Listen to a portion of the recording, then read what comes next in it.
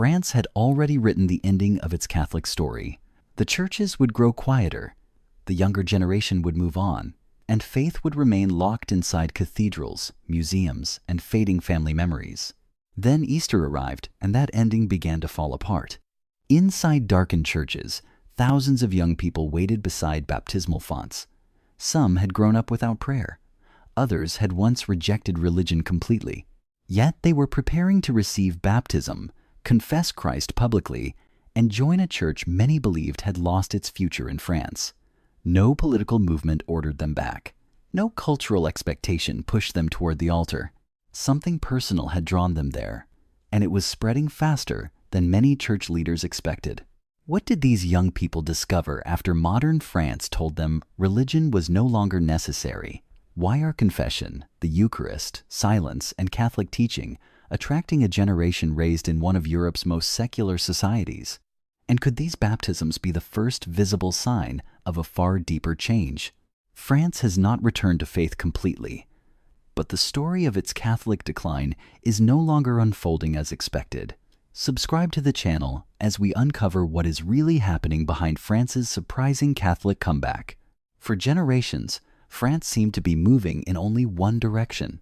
Church bells still rang above ancient towns, statues of saints remained carved into public squares, and magnificent cathedrals continued to dominate the skylines of Paris, Chartres, Reims, and countless smaller cities. Yet beneath those enduring symbols, Catholic life was quietly retreating. Pews emptied, religious practice weakened, and many families stopped passing the faith from parents to children. The buildings survived, but the spiritual world that created them appeared to be fading. This was not a sudden collapse. It unfolded slowly through decades of cultural change, political distance from religion, public scandals, and growing distrust of institutions. For many French citizens, Catholicism became something inherited from history rather than lived in the present. A church might still host a wedding, a funeral, or a Christmas concert, but regular prayer and Sunday Mass no longer shaped the rhythm of daily life. Younger generations often grew up knowing the names of famous cathedrals without understanding the sacraments celebrated inside them. The contradiction became impossible to miss. France remained surrounded by Catholic memory while becoming increasingly unfamiliar with Catholic belief. Crosses stood over villages where few residents attended Mass. Feast days remained on calendars even when their spiritual meaning had been forgotten. Saints gave their names to streets, schools, and neighborhoods, while many children were raised without ever hearing their stories. By the early 21st century, the decline appeared permanent. Commentators spoke of Catholic France as a finished chapter, preserved in stone, but disappearing from ordinary life. The future seemed clear. The churches would remain as monuments, while the faith behind them would continue shrinking into private memory.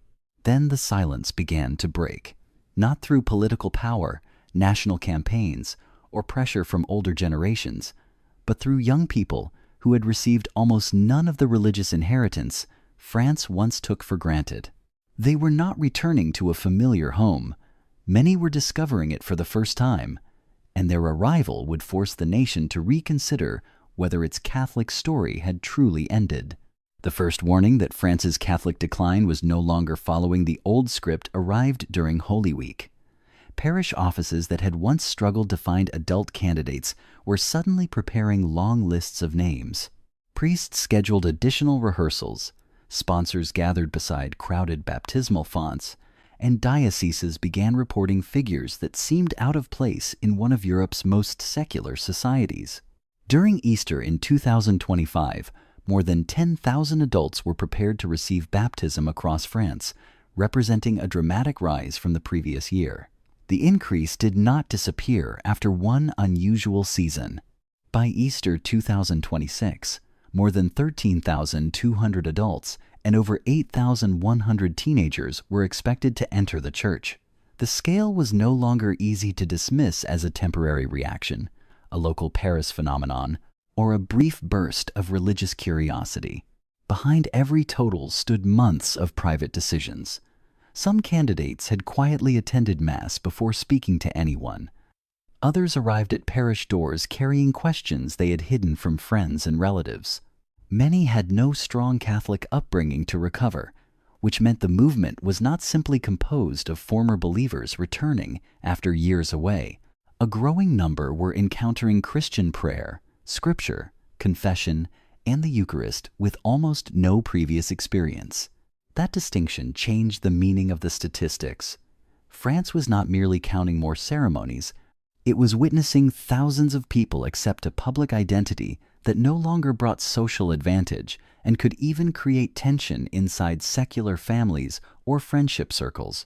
Their choice required preparation, patience, and the willingness to explain why an ancient faith had become personally necessary. Yet the record totals created a deeper question. Baptism could mark the beginning of a Catholic return, but it could not prove that the renewal would endure. To understand whether France was truly moving back toward faith, the story had to follow the generation standing nearest to the water. The most unexpected faces in France's Catholic comeback are not elderly believers returning to familiar traditions, but teenagers, university students, and young professionals discovering the Church for the first time. Many grew up without regular Mass, formal catechism, or family prayer, yet they are now requesting baptism and entering parish communities in growing numbers.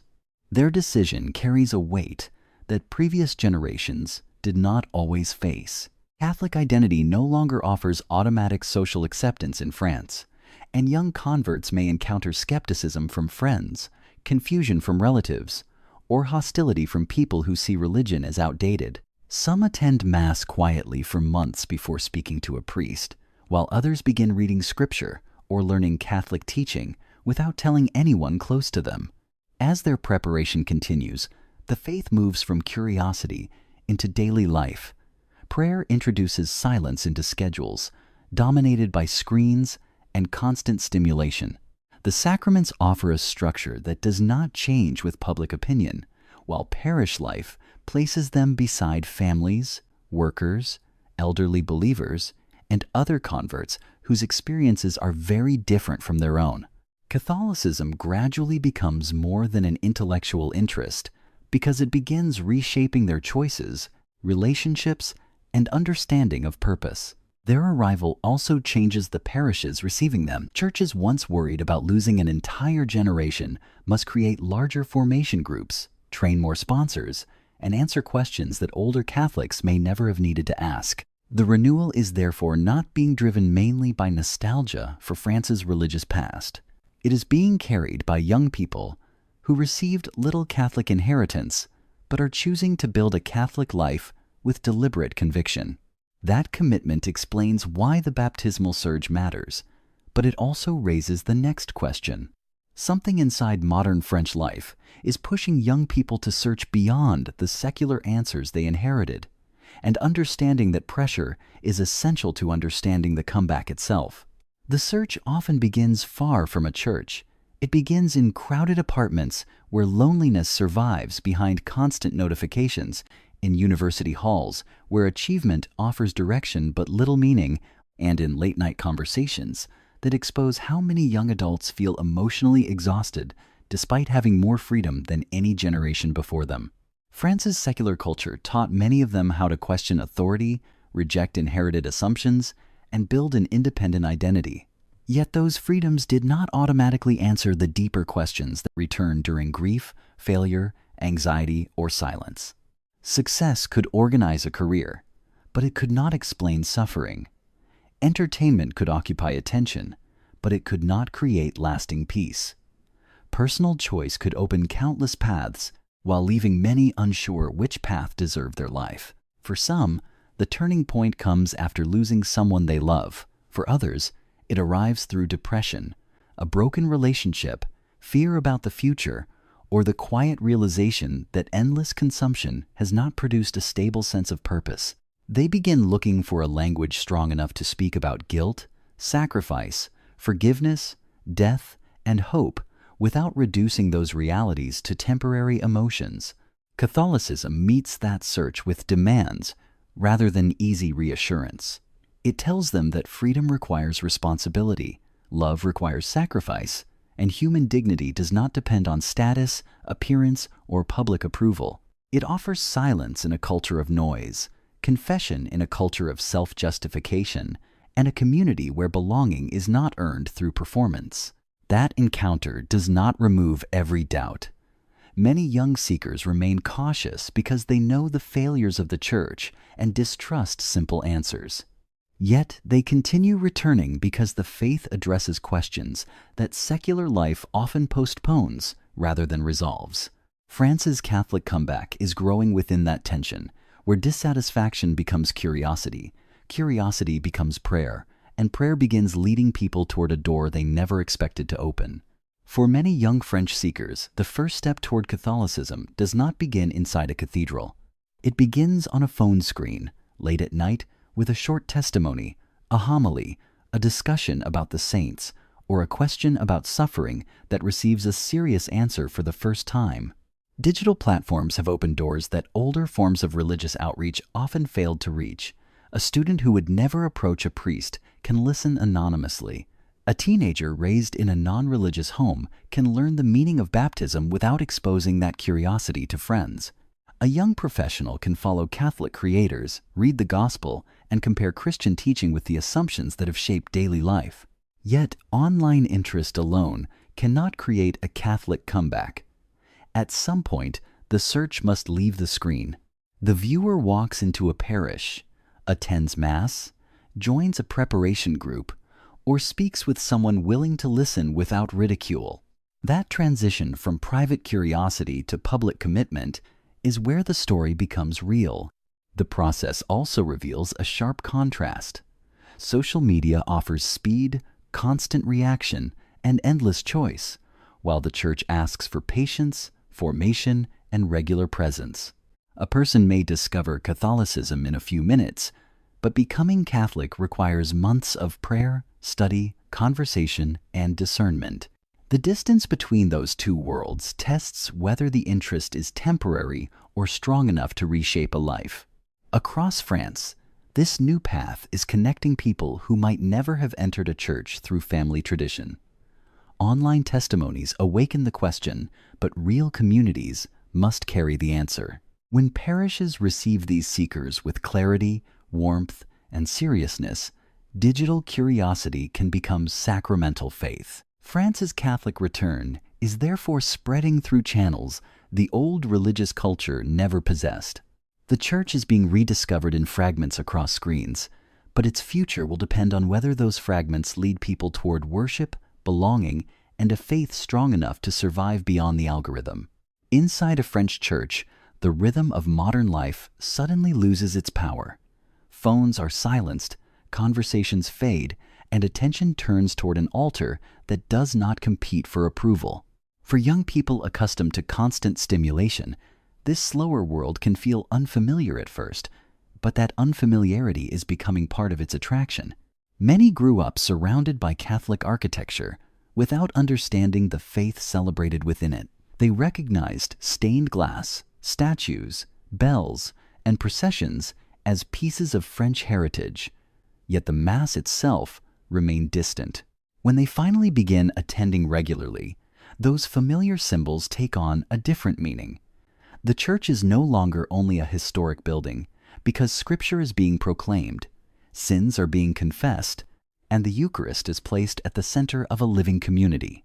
The contrast with daily culture is sharp. Outside, identity must be displayed, defended, and constantly updated. Inside the liturgy, the individual is not the center of the room. People stand, kneel, listen, respond, and receive together. They enter a structure older than their doubts, where silence is not emptiness and repetition is not boredom, but a way of forming attention and memory. That order appeals to people exhausted by having to invent themselves without limits. Catholic teaching does not promise unlimited freedom without consequence. It offers a life shaped by truth, sacrifice, forgiveness, discipline, and hope. The demands can be difficult, yet they also give weight to choices that once felt temporary or directionless. France's Catholic comeback is therefore not driven only by emotion or nostalgia, Part of its strength comes from the discovery that ancient worship still speaks to modern restlessness. The greater test will be whether the beauty that first draws people inside can lead them beyond atmosphere and into a faith strong enough to reshape ordinary life. The strongest evidence of France's Catholic comeback is appearing far beyond the capital. In university cities, provincial dioceses, suburban parishes, and smaller towns, priests are meeting adults who arrive with the same unexpected request. They want to be baptized, learn the faith, and become part of the church. This wider movement matters because Paris can easily create a misleading picture. A crowded cathedral, a major procession, or a dramatic Easter celebration may attract national attention, but a lasting return cannot depend on one famous building. It must reach ordinary communities where there are fewer cameras, fewer visitors, and fewer resources. That is exactly where the pressure is beginning to grow. Some parishes are expanding formation groups because the old structure can no longer hold everyone asking to join. Volunteers are becoming sponsors, families are opening their homes for discussion, and priests are spending more time answering basic questions from people who were never taught how to pray or read scripture. The atmosphere differs from place to place. In one city, students gather after evening mass to speak about conversion and vocation. In another, young adults join a pilgrimage because they want faith to become physical rather than remain an online interest. In rural areas, a single baptism can affect an entire parish because it brings new energy into a community that had prepared itself for continued decline. The movement remains uneven, and many churches still struggle with aging congregations, limited clergy, and weak participation. Yet the return is no longer confined to a few highly visible locations. It is appearing through thousands of local decisions that rarely become headlines but gradually alter the rhythm of parish life. France will not return to faith through one national spectacle. The deeper change is taking shape quietly, wherever a person crosses a church threshold, asks to be received, and discovers that the Catholic story of France is still being written. The comeback is real, but France has not suddenly become a Catholic nation again. Outside the growing baptismal groups and crowded Easter liturgies, many parishes still face aging congregations, fewer priests, and entire families with little connection to the church. In large cities, religion often remains private, while public life continues to treat faith with caution. Many young adults may admire a cathedral, attend Christmas Mass, or identify with Catholic heritage without accepting the beliefs, disciplines, and sacramental life that define an active Catholic commitment. The distance between cultural memory and lived faith remains wide. That tension protects the story from easy exaggeration. A rise in adult baptisms does not erase decades of declining practice, and one full church cannot represent every town in France.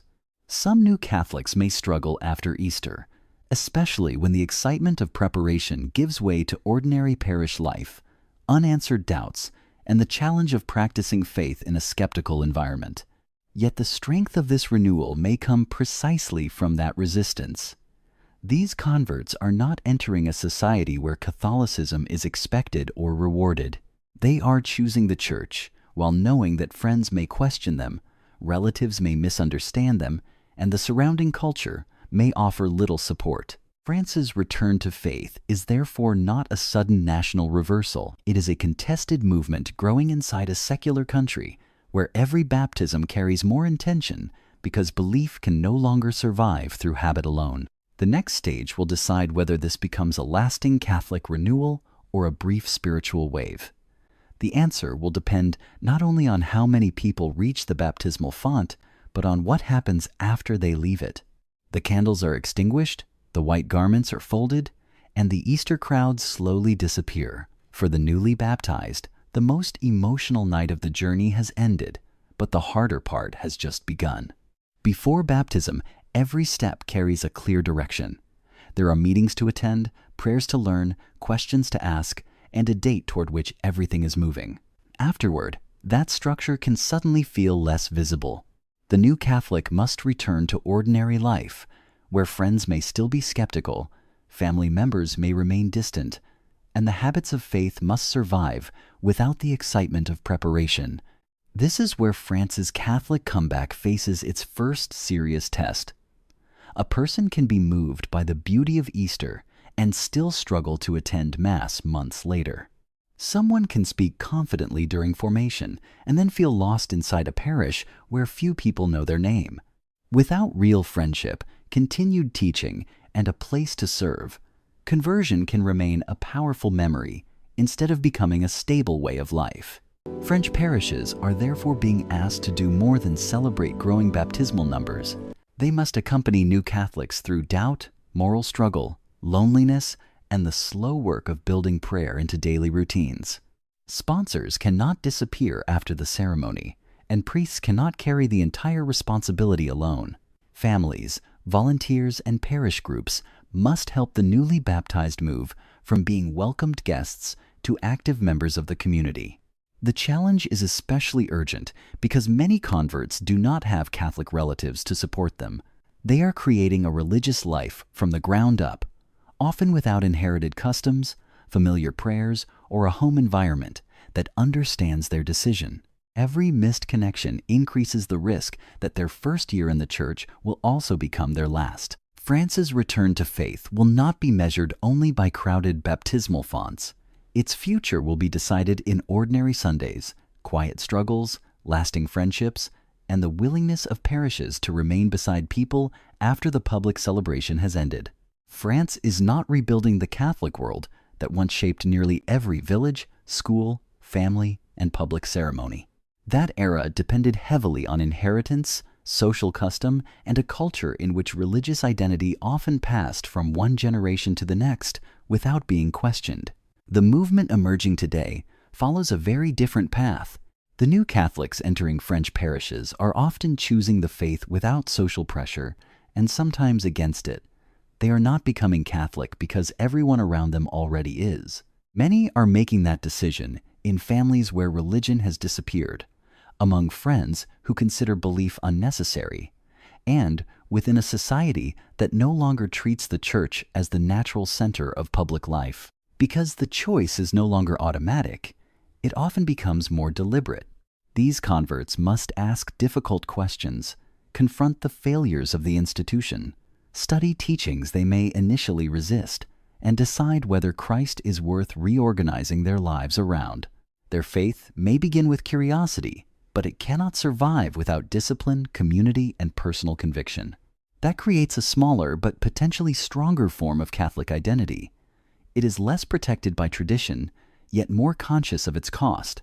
It does not rely on cultural habit to fill churches, because every person who remains must find a reason to pray, receive the sacraments, serve others, and continue when public enthusiasm fades. France's Catholic comeback should therefore not be measured by whether the nation looks exactly as it did in the past. The deeper question is whether a new generation can build communities capable of carrying the faith into a future that will not support them automatically. The old Catholic France was inherited. The one now emerging must be chosen, practiced, and defended through ordinary life.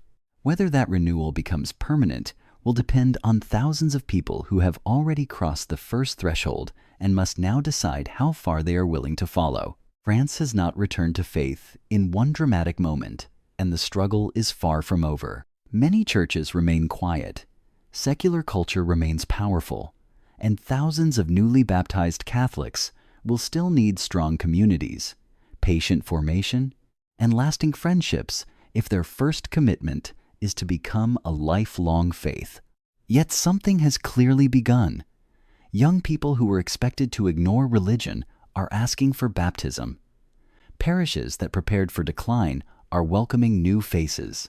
An ancient faith that once seemed reduced to architecture and memory is becoming personal, demanding, and alive again. The future of this comeback will not be decided by one Easter night or 1 year of record numbers.